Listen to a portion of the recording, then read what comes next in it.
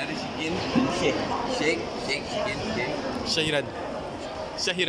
Nah, Shankar. Oh, you only one A like here.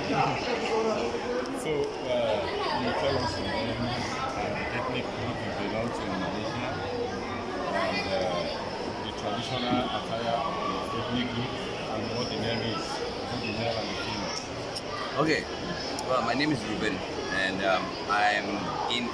I'm Malaysian, a Malaysian Indian, a Hindu.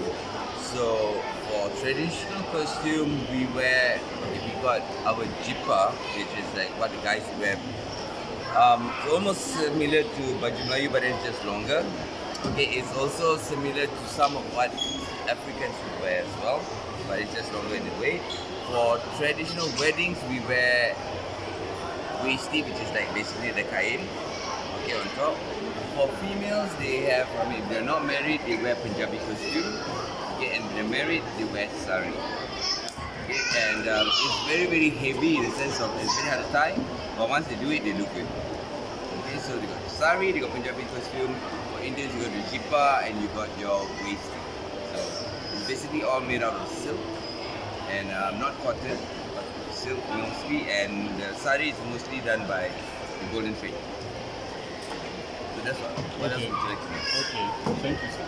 Another thing we want to know is, with the emergence of development and media and social media development and other things, we have some youth now who could not be able to be identified with this traditional way because what they see people wearing English wears and all that.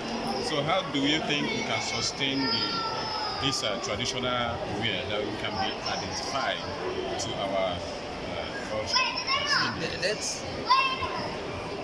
It can go two ways. Fashion is something that it grows. Fashion is something that adapts to as time goes by, as time comes.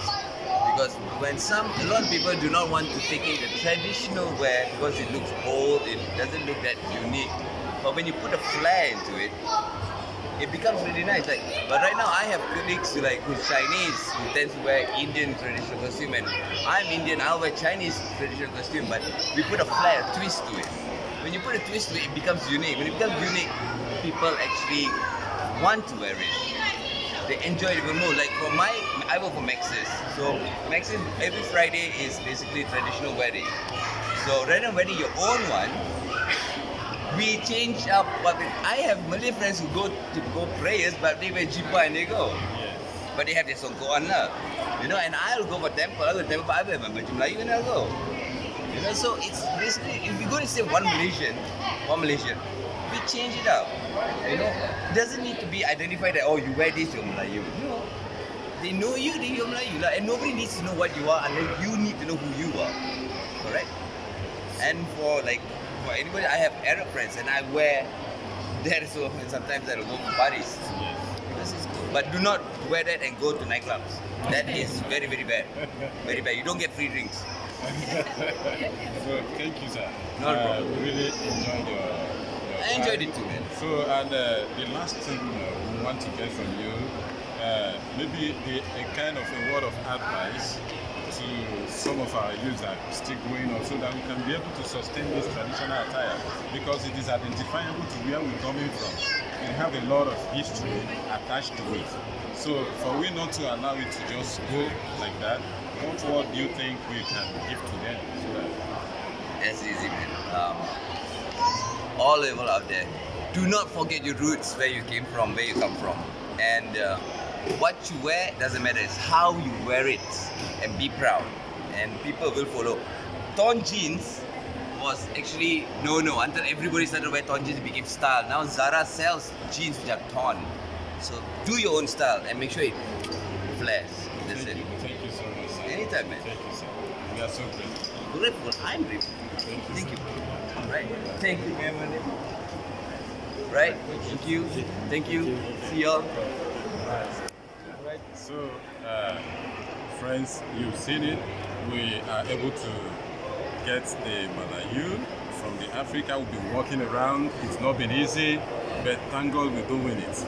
So, I think you will enjoy this episode and everything you heard from him. So it is not wearing it that matters, but the way you wear it. So you wear it with respect, you wear it because you are identifiable, you're coming from somewhere.